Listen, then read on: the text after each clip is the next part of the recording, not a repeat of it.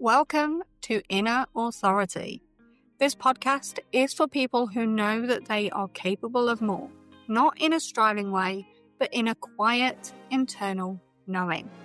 It's for the people who've done a lot right, who are intelligent, who are self-aware, who are successful by most measures, but they still feel that tension inside, like something has gone slightly off track. Not because you're broken, and not because you need fixing, but because at some point you learn to lead yourself from effort instead of trust. Inner authority is about coming back from that. It's about restoring your relationship with your own knowing, your decisions, your direction, not by pushing harder, but by listening more honestly. My name is Kelly Brummer. I'm the founder of Start and Succeed and Inner Authority podcast. Each episode of this podcast is an invitation for you to slow down, to notice what's actually true for you, and to lead yourself from that place again. So if you're done outsourcing your authority and you're ready to come back into alignment with yourself, then you're in the right place. In today's episode, I want to talk to you about the identity that you built to succeed. Every successful person that I work with has one thing in common. At some point in their life, they became someone in order to succeed. Not consciously, not strategically, but adaptively. They learned what was rewarded, what was praised, what created safety, approval, or opportunity. And as a result of that, they shaped themselves accordingly. Maybe you became the reliable one, the high performer, the responsible one, the one who doesn't need any help, the one who keeps it together. And that identity worked. It helped you achieve. It helped you to move forward. It likely became a source of pride. But here's the part that most people don't talk about. And that's that an identity built for success is often built for survival first.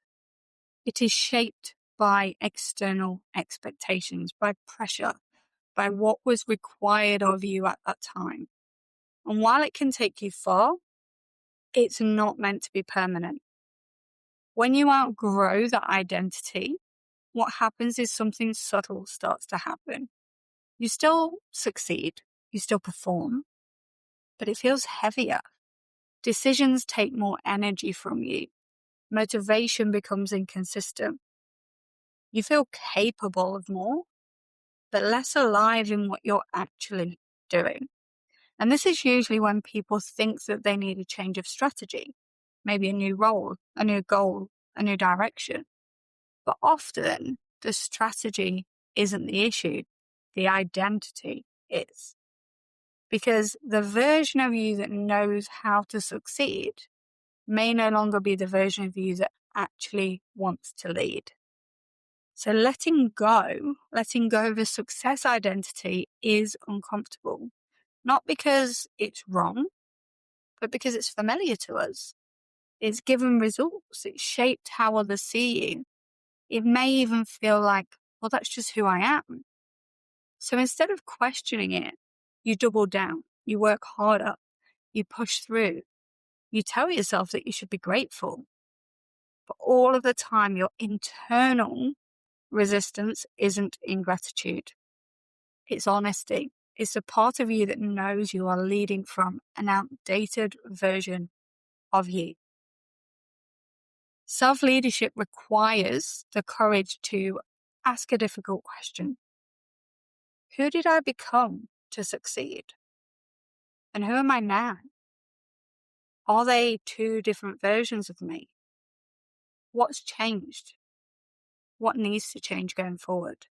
This isn't about rejecting your past self.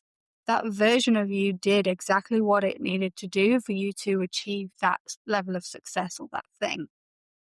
This is about updating your leadership, your personal leadership. Because when you continue to lead from an identity that no longer fits your life, you'll keep asking you to change and change and change through discomfort. When you lead from who you are right now, clarity will return. Not instantly, not dramatically, but steadily over a period of time. So you'll stop forcing yourself into roles that drain the life out of you. You'll stop measuring your worth by output alone. And you'll start making decisions that feel internally aligned. And this is what reclaiming inner authority actually looks like.